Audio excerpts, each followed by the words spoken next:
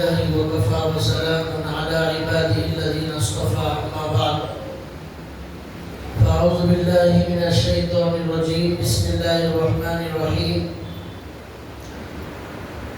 والفجر وليال عشر والشفع والوتر وقال تعالى واتل عليهم نبأ ابني آدم بالحق إذ قربا قربانا فتقبل من أحدهما ولم يتقبل من الآخر قال لأقتلنك قال إنما يتقبل الله من المتقين رب اشرح لي صدري ويسر لي أمري واحلل عقدة من لساني يفقهوا قولي سبحانك لا علم لنا إلا ما علمتنا إنك أنت العليم الحكيم اللهم صل على سيدنا ونبينا مولانا محمد وعلى آله وبارك وسلم.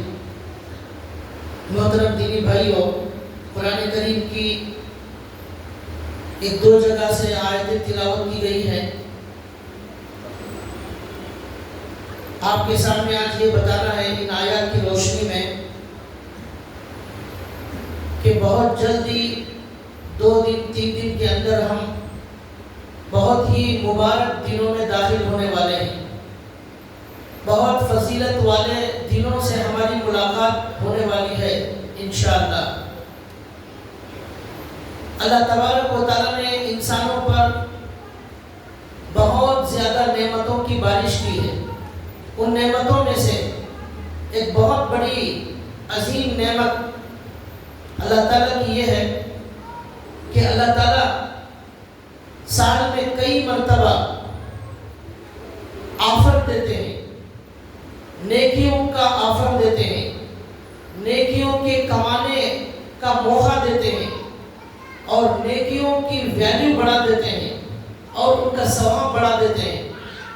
اس طرح جو بندے اللہ سے دور ہو گئے ہیں ان کو اللہ اپنے رحم اور کرم کی وجہ سے، اپنی نعمتوں کی وجہ سے، ان آفروں کی وجہ سے اللہ تعالیٰ ان بندوں کو قریب کرتے ہیں. اور جن کو شیطان گمراہ کرتا رہتا ہے ان کو معاف کرنے کے لیے، ان کو جہنم سے بچانے کے لیے، ان کو جنت کا راستہ آسان کرنے کے لیے اللہ سال میں کئی مرتبہ کے آفر دیتے ہیں کہ فلاں مہینے میں یہ فضیلت ہے، فلاں دنوں میں یہ فضیلت ہے، رات میں یہ فضیلت ہے، یہ معافی کا موقع ہے، یہ دعا کا موقع ہے. یہ آفر جو ہوتے ہیں یہ اللہ کی بہت بڑی عظیم نعمت.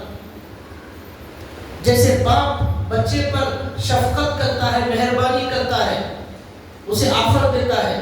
بچہ اسکول نہیں جاتا، مدرسے کو نہیں جاتا تو باپ اس پر رحم کرتے ہوئے، شفقت کرتے ہوئے اسے کچھ انعام دیتا ہے.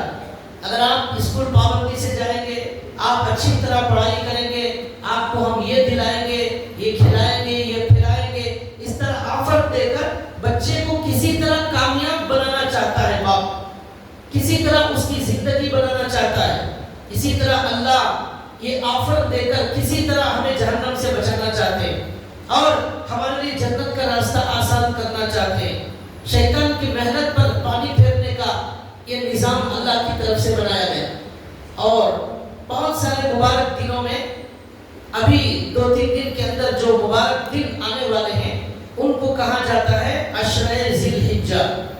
ذی الحجہ کا جو مہینہ ہے اس مہینے کے شروع کے 10 دن، ان 10 دنوں کے اندر اللہ تبارک و تعالیٰ کی طرف سے دنیا پر رحمتوں کی بارش اور انعامات کی بارش، مغفرت کی بارش، دعاؤں کی قبولیت کے وعدے، نیکی کا ثواب بہت زیادہ. یہ 10 دن بہت ہی مبارک دن ہیں جو اللہ کی طرف سے مقرر کیے گئے. 4 مہینے، سال میں 4 مہینے بڑے محترم، بڑے بہترین اور بڑے قابل احترام مہینے اللہ تعالیٰ کی نظر میں. اس میں رجب کا مہینہ، ذی الحجہ کا مہینہ، شوال کا مہینہ، ذوالقعدہ کا مہینہ، ان مہینوں کے اندر عرب کے جو لوگ مسلمان ہونے سے پہلے بھی جو لوگ تھے وہ بھی احترام کرتے تھے. اس کے اندر لڑائی جھگڑا نہیں کرتے تھے، اس کے اندر قتل و قتال جنگیں جو ہوتی تھی رک جاتی تھی. ان میں بھی ان 4 مہینے میں بھی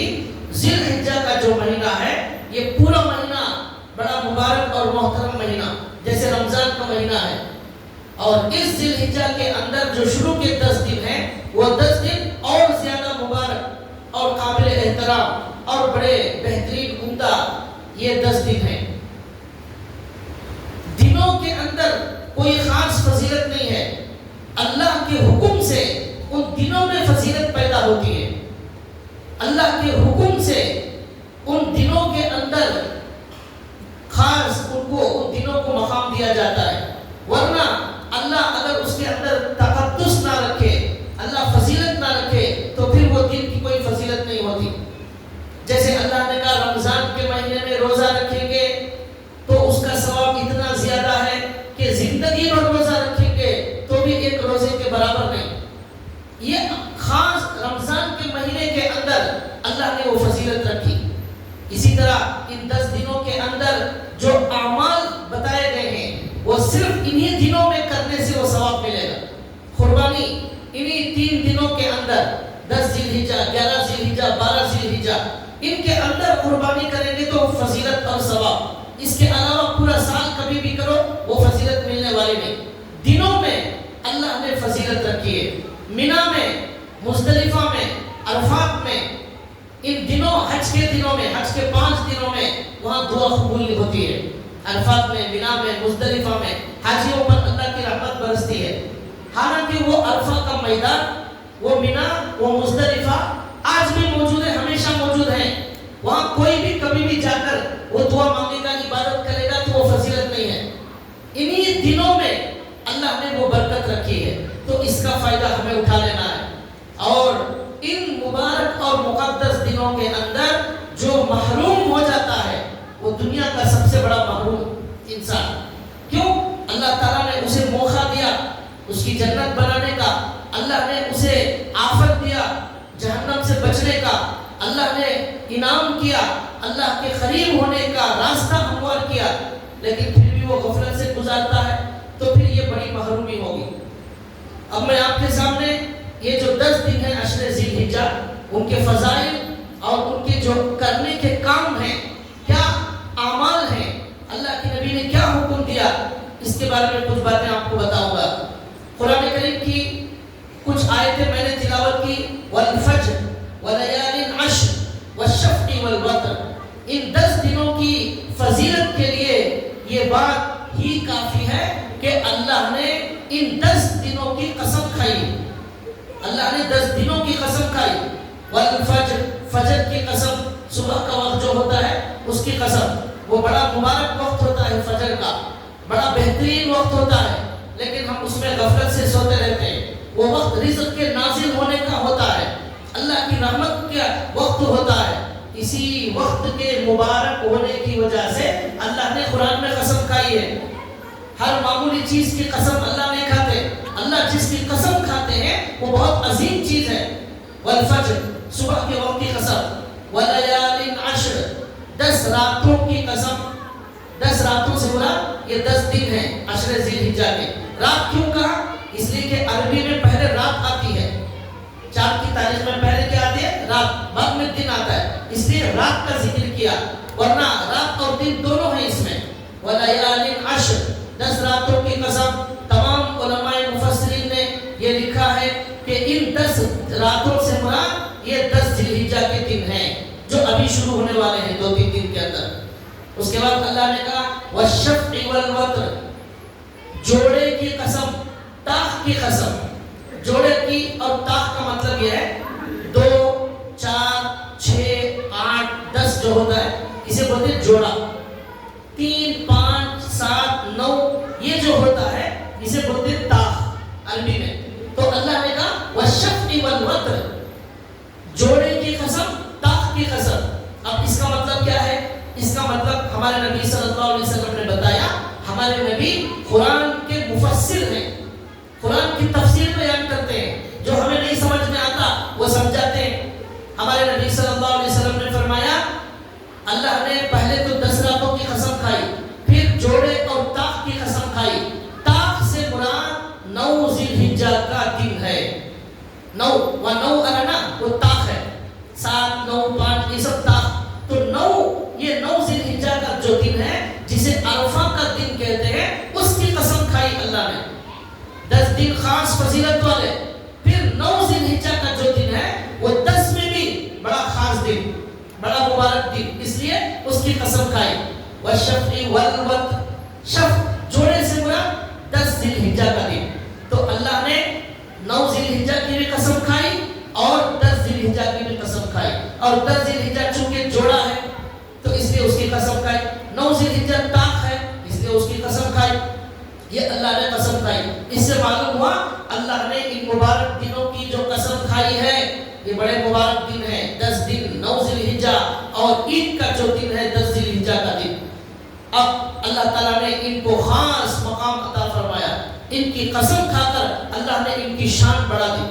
अब हमारे नबी सल्लल्लाहु अलैहि वसल्लम ने इन 10 दिनों के बारे में, कुरान में तो इतना ही आया है, लेकिन हमारे नबी सल्लल्लाहु अलैहि वसल्लम ने इन दिनों की और भी फजीलतें बयान फरमाई, और हमारे नबी सल्लल्लाहु अलैहि वसल्लम ने इनमें करने का क्या काम है वो भी बता दिया।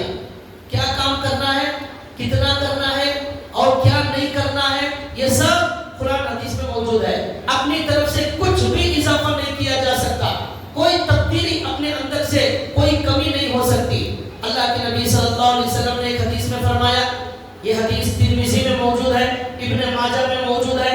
अल्लाह के रसूल सल्लल्लाहु अलैहि वसल्लम फरमाते हैं कि दुनिया के दिनों में से कोई दिन ऐसा नहीं जिसमें अल्लाह को इबादत करना ज्यादा पसंद हो इन 10 दिनों के अलावा। अल्लाह को सबसे ज्यादा पसंद इबादत के लिए इन 10 दिनों के अलावा दूसरे कोई दिन नहीं है।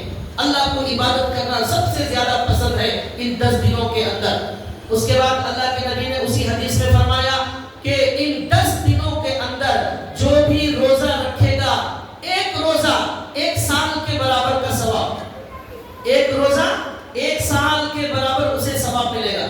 10 दिन जो आदमी रोजा रखने वाला है, 10 साल रोजा रखने का सवाब। उसी हदीस में अल्लाह के नबी सल्लल्लाहु अलैहि वसल्लम ने फरमाया कि 10 अरफा का जो रोजा है उसमें अल्लाह के नबी सल्लल्लाहु अलैहि वसल्लम ने फरमाया कि ये अरफा का रोजे के बारे में मुझे उम्मीद है कि अल्लाह 1 साल के पहले के गुनाह माफ करेंगे और 1 साल के बाद के गुनाह अल्लाह ताला माफ करेंगे।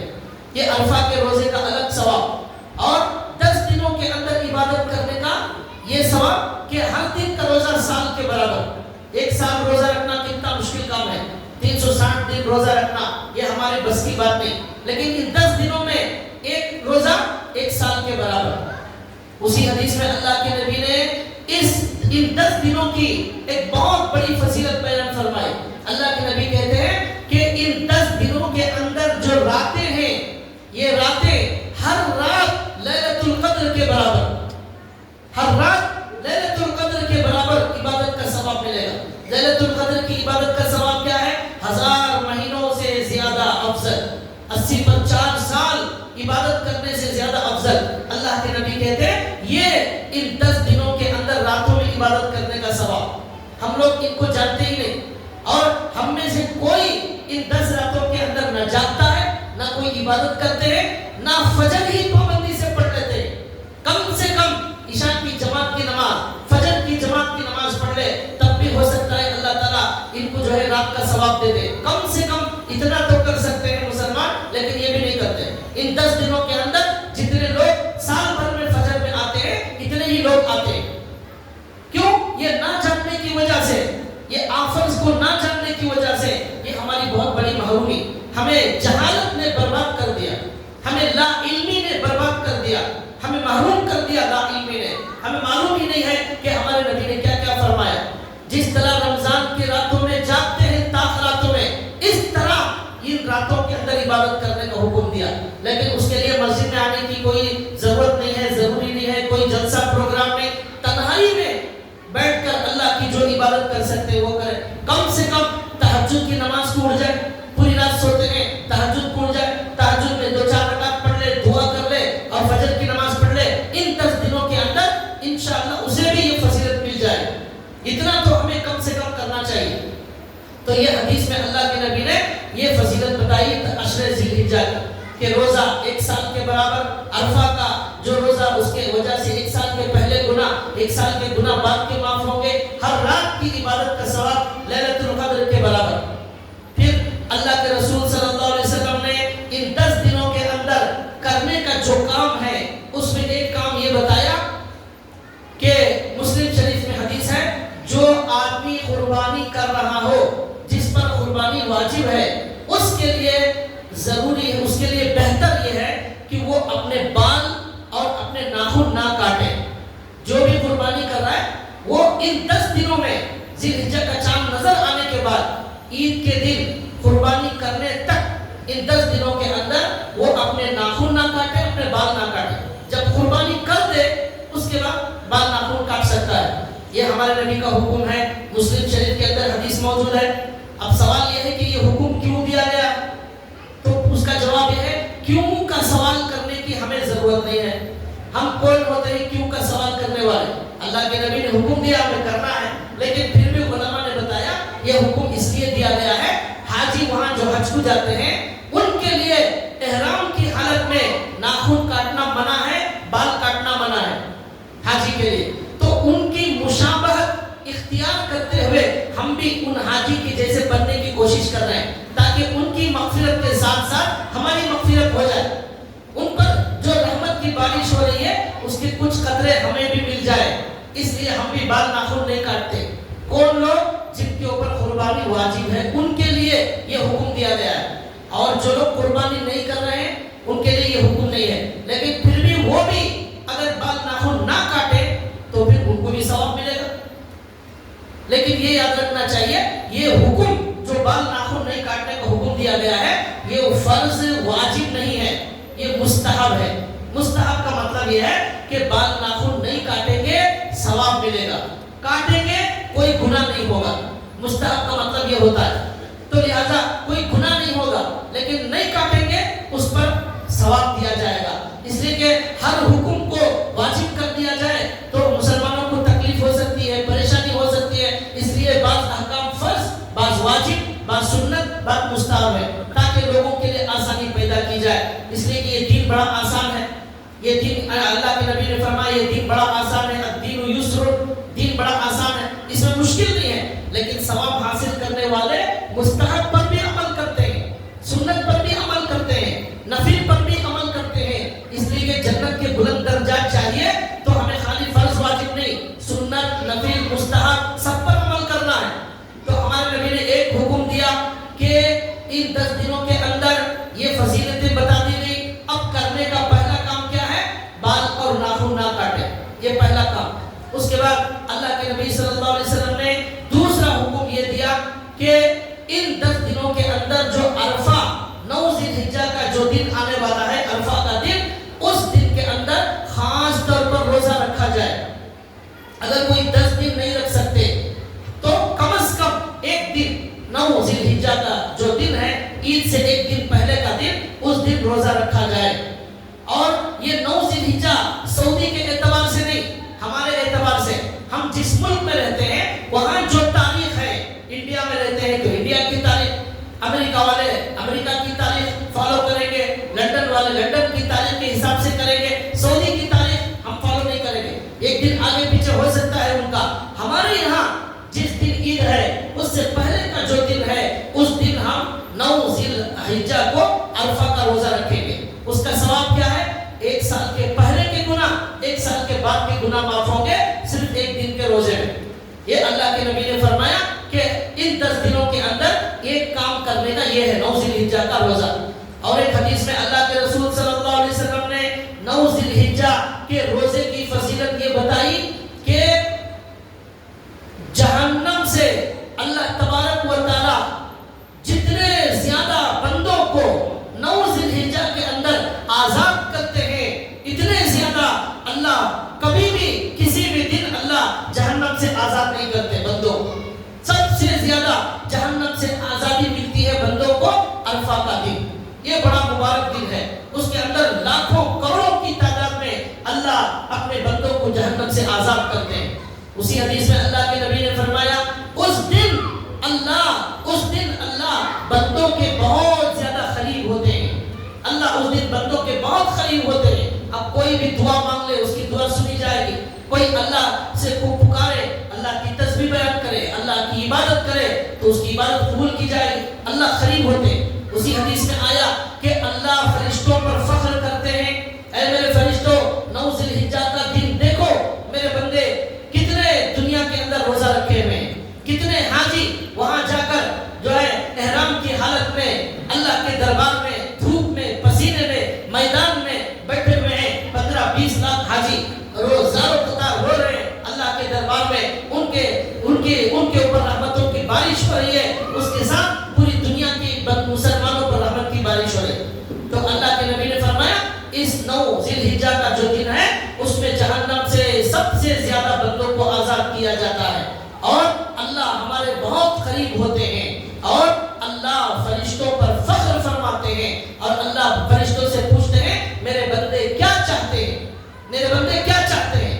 ظاہر بات ہے بندے یہ چاہتے ہیں کہ اللہ ہمیں ہمارے گناہوں کو معاف کر دے اور اللہ ہمیں جہنم سے آزاد کر دے, جس طرح اللہ اس دن لاکھوں کروڑوں لوگوں کو آزاد کرتے ہیں. ہم یہی چاہتے ہیں, تو اللہ ہم جو چاہتے ہیں وہ اللہ ہمیں اس دن عطا کرے گا.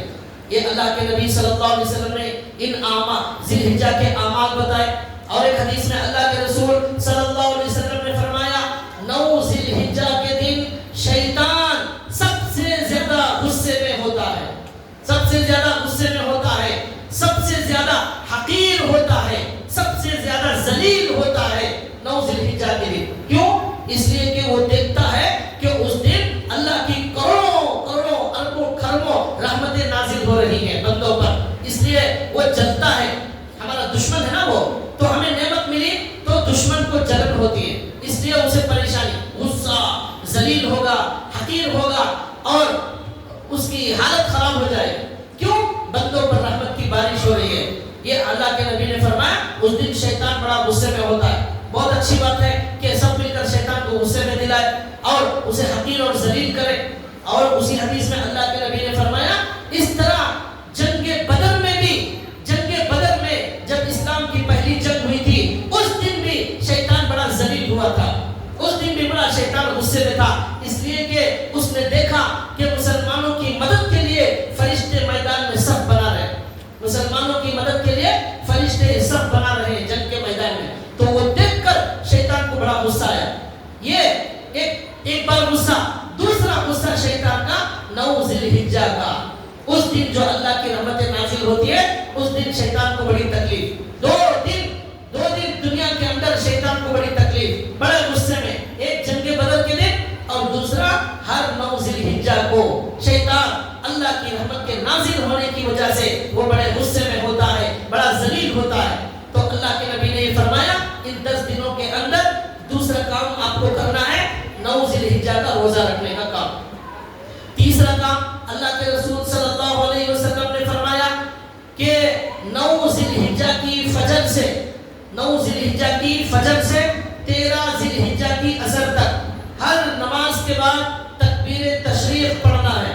یہ تیسرا کام ہے 10 دنوں کا.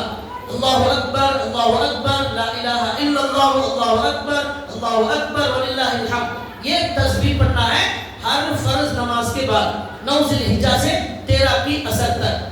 اس کے اندر مسجد کے اندر جو بھی نمازی موجود ہیں, جماعت کے ساتھ نماز پڑھنے والے یا جماعت چھوڑ جانے کے بعد الگ نماز پڑھنے والے, ہر آدمی پر واجب اور ضروری ہے 1 مرتبہ تکبیر تشریق پڑھنا. 1 مرتبہ. لکھا ہے کہ بعض لوگ 3 مرتبہ پڑھتے ہیں, یہ سنت کے خلاف ہے. 1 مرتبہ پڑھنے کا حکم دیا گیا ہے. ہمارے نبی اور صحابہ 1 مرتبہ پڑھتے تھے, 3 مرتبہ پڑھنے کی اجازت نہیں ہے. اسی سے معلوم ہو رہا ہے عبادت میں منمانی نہیں چلے گی.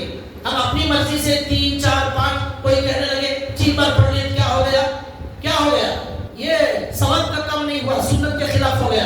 ہمیں دین شوق پورا کرنے کا نام نہیں ہے, دین اپنی مرضی پر چلنے کا نام نہیں ہے, دین فالو کرنے کا نام ہے. نبی نے کیا کہا, نبی نے کیا پڑھا, نبی نے کب پڑھا, نبی نے کتنی مرتبہ پڑھا, کیسا پڑھا, نبی نے ہاتھ کیسے اٹھائے, نبی نے ہاتھ کیسے باندھے, نبی نے رکوع میں کیا پڑھا, نبی نے سجدے میں کیا پڑھا.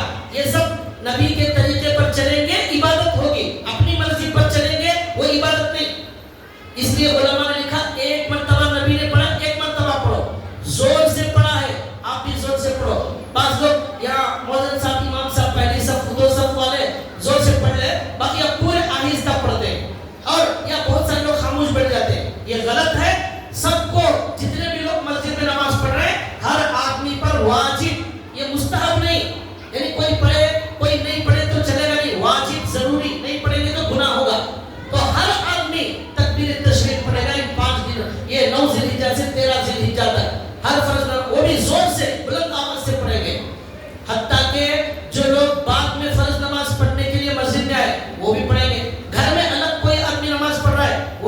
تکبیر تشریف. عورت اگر گھر میں نماز پڑھ رہی ہے وہ بھی تکبیر تشریف پڑھے گی, البتہ عورت آہستہ پڑھے گی, مرد حضرات زور سے پڑھیں گے.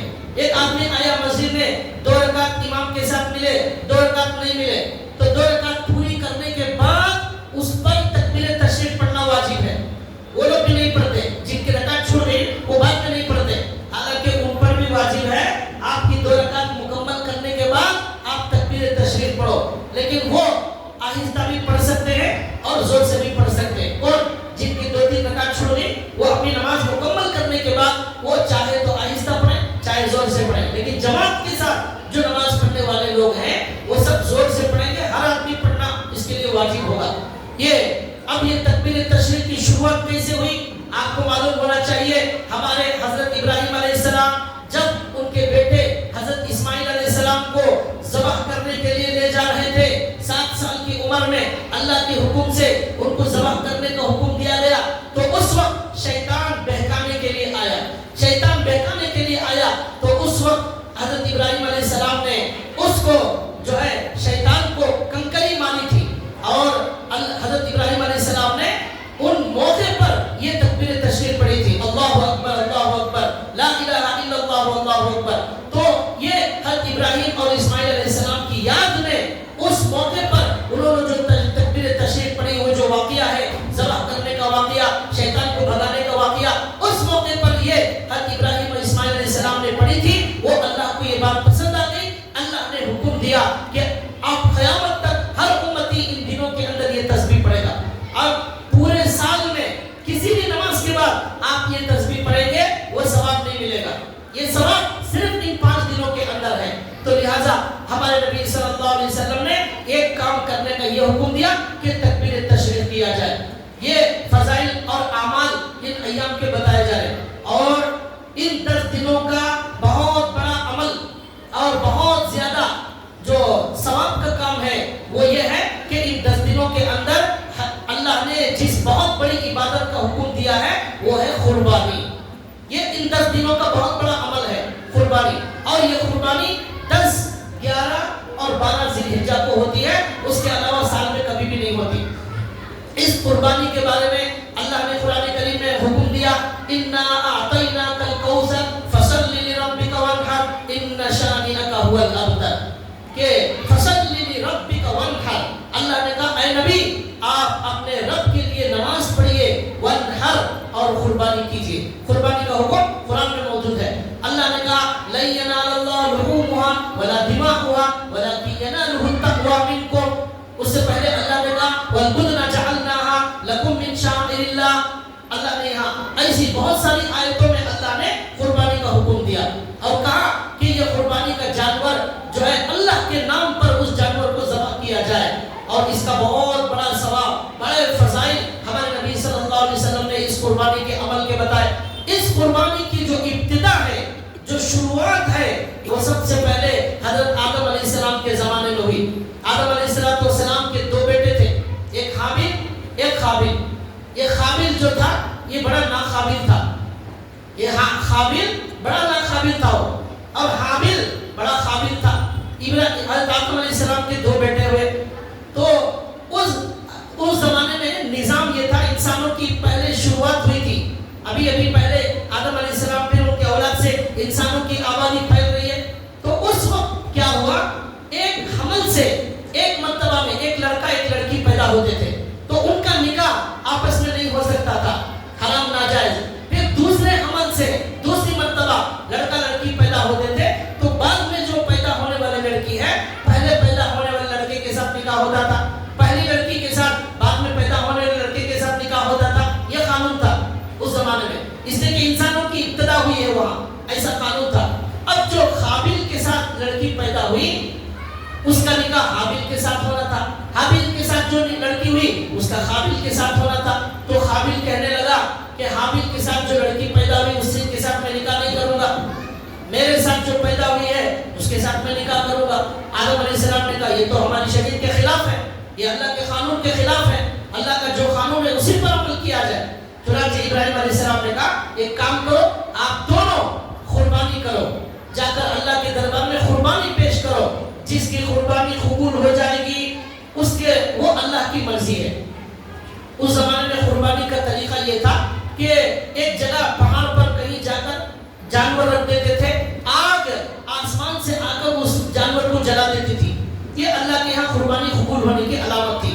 تو حابیل جو تھا وہ جانور لے کر گیا قربانی کے لیے. حابیل نے جانور رکھا. قابیل نے کھیت سے کچھ اناج لیے, اناج غلہ راشن, وہ لے جا کر قربانی کے لیے پیش کیا. تو آگ آسمان سے آئی اور حابیل کی جو قربانی تھی جانور اس کو جلا دیا. تو مطلب یہ ہوا حابیل کی قربانی قبول ہو گئی. اللہ تعالیٰ کی مرضی یہی ہے. حابیل جو کہہ رہا ہے, آدم علیہ السلام جو کہہ رہے ہیں وہ قانون صحیح ہے. اب حابیل کی قربانی قبول نہیں ہوئی تو اسے حسد پیدا ہو گیا. اس نے کہا لأقتلنک. جو ہار جاتا ہے وہ دھمکی دینے لگتا ہے, جو ہار جاتا ہے وہ دھمکی دینے لگتا ہے. تو اب یہ ہار گیا, وہ دھمکی دینے لگا لأقتلنک. حابیل کہنے لگا حابیل کو میں تجھے قتل کر دوں گا. چنانچہ اس حابیل نے حابیل کو قتل کر دیا. یہ دنیا کا سب سے پہلا قتل ہے, دنیا کا سب سے پہلا قتل. اب قیامت تک جتنے قتل ہوں گے ان سب کا گناہ یہ حابیل کو بھی ملے گا. اس لیے کہ پہلا قاتل, پہلا گناہ جو دنیا میں کرنے والا ہے, بعد کے جو بھی لوگ گناہ کریں گے ان کا جو ہے اسے بھی گناہ ملے گا جو گناہ شروع کرنے والا ہے. نیک کام شروع کرنے والے کو جتنے لوگ نیک کام کریں گے ان کا اجر و ثواب اسے بھی ملے گا. تو یہ آیت میں اللہ نے بتایا کہ اللہ تعالیٰ کی طرف سے دنیا میں سب سے پہلی مرتبہ قربانی کا آغاز آدم علیہ السلام کے بیٹوں سے ہوا, وہاں سے یہ چلا رہا ہے. لیکن اس قربانی کی خاص پہچان, خاص شان حضرت ابراہیم علیہ السلام کے زمانے میں ہوئی. حضرت ابراہیم علیہ السلام نے کو اللہ نے جب بیٹے کو قربان کرنے کا حکم دیا تو اس قصے کے اندر جو قربانی کا واقعہ بتایا گیا ہے اس کے ذریعے سے جو قربانی وجود میں آئی دنیا کے اندر کہ اللہ کی طرف سے ایک حکم آیا ہے کہ ایک بیٹے کو ذبح کر دیا جائے. حالانکہ ایک قتل کرنا کتنا بڑا گناہ ہے, لیکن اللہ کا حکم آ گیا. تو یاد رکھیے اللہ دین خواہش پورا کرنے کا نام نہیں ہے, اللہ کے حکم پر چلنے کا نام ہے. بعض لوگ یہ اعتراض کرتے ہیں, سوال کرتے ہیں کہ قربانی کے دنوں میں اتنے لاکھ جانور, اتنے کروڑ جانوروں کا خون بہایا جاتا ہے, کتنے کروڑ روپے خرچہ کیے جاتے ہیں, ان کروڑوں روپے خرچہ کرنے کا کیا فائدہ, اتنا خون بہانے کا کیا فائدہ, اتنے جانوروں کو ذبح کرنے کا کیا فائدہ. اس کے بدلے میں یتیموں پر صدقہ کیا جائے, غریبوں کو راشن دلایا جائے, اس کے بدلے میں بیماروں کی خدمت کی جائے, بیماروں کو دوا دلائی جائے. کیا ضرورت ہے کروڑوں جانوروں کو ذبح کرنے کی. تو یہ جو سوال کرنے والے لوگ ہیں ان کی خدمت میں عرض یہ ہے کہ شریعت میں عقل کو دخل نہیں ہے, عقل کو دخل نہیں ہے. یہاں صرف سننا اور ماننا پڑتا ہے. آپ کو آپ کی عقل مبارک ہو. جس عقل کو اللہ نے پیدا کیا ہے اسی عقل سے اللہ پر اعتراض کر رہے ہیں. یہ کافر تو کر سکتا ہے لیکن مومن یہ سوال نہیں کر سکتا. کیوں؟ ولیمے میں جب لاکھوں روپے برباد کر دیے اس وقت یہ یاد نہیں آیا کہ پیسے لاکھوں روپے ضائع ہو رہے, 50 لاکھ روپے کی شادی ہو رہی ہے, اس وقت یہ فضول خرچی یاد نہیں آئی. سگریٹ اور بیڑی میں لاکھوں روپے زندگی میں حساب ڈالیں گے, کئی لاکھ روپے سگریٹ بیڑی میں پھونک دیے, کیا فائدہ ہوا حاصل؟ کچھ بھی حاصل نہیں ہوا. کینسر آیا, وہ بیڑی سگریٹ سے کیا آیا؟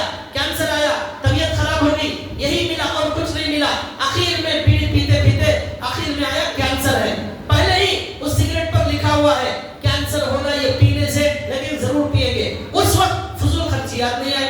اور وہ ولیمے کے اندر لاکھوں روپے 10 قسم کے کھانے, یہ فضول خرچی, کوئی ضرورت نہیں تھی. وہاں بھی 50 لاکھ بچائے جا سکتے تھے. ہر آدمی 50 لاکھ کی شادی کر رہا ہے, کروڑ روپے بچائے جا سکتے تھے. بچا کر یتیموں کی خدمت, مریضوں کی خدمت, کتنے ہسپتال ہمارے مسلمانوں کے بنائے جا سکتے ہیں, کتنے یتیم خانے, کتنی مسجدیں, مدرسے بچائے جا سکتے ہیں. لیکن وہاں شادی میں 50 لاکھ خرچہ کرتے ہوئے فضول خرچی یاد نہیں آئی. اور کیا ہے, بڑے بڑے شادی محل ہیں آج کل, وہ ایک دن کا اس کا کرایہ 4 لاکھ, 5 لاکھ, 10 لاکھ بھی کرایہ موجود ہے. وہاں وہ 10 لاکھ کرایہ میں دیے 5-6 گھنٹے کے لیے, کچھ بھی حاصل نہیں ہوا. وہ فضول خرچی یاد نہیں ہے. یہاں اللہ کے نام پر اللہ کا حکم ہے کہ جانور کو اللہ کے نام پر ذبح کیا جائے, اللہ کے نام پر ذبح کیا جائے. یہ دنیا میں جو کافر اور جو ہے دوسرے قوم والے ہیں وہ اپنے جھوٹے خداؤں کے نام پر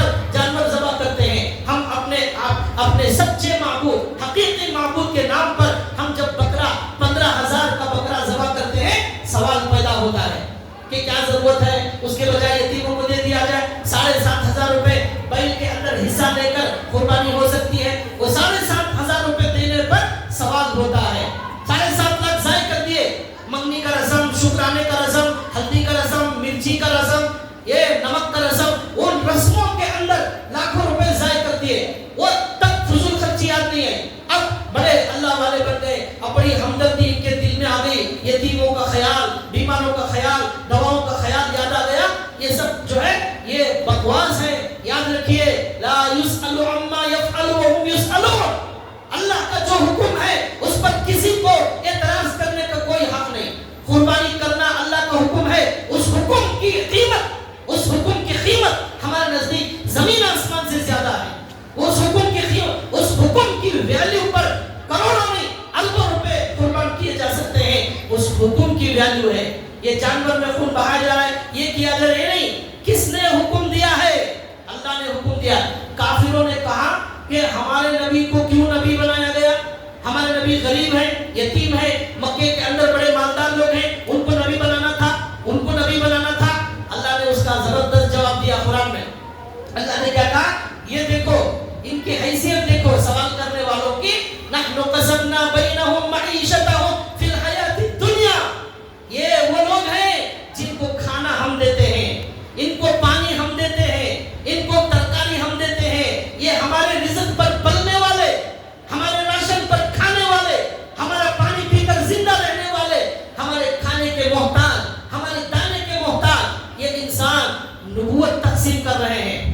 یہ کھانا اب ان کے اختیار میں نہیں ہے. اللہ دیں گے تو کھائیں گے, اللہ پلائیں گے تو پیئیں گے. لیکن سوال کیا کر رہے ہیں؟ نبوت ان کو کیوں ملی, ان کو کیوں نہیں ملی؟ اللہ نے کہا تمہاری حیثیت کیا ہے, تمہاری مجال کون ہے آپ سوال کرنے والے؟ Who are you?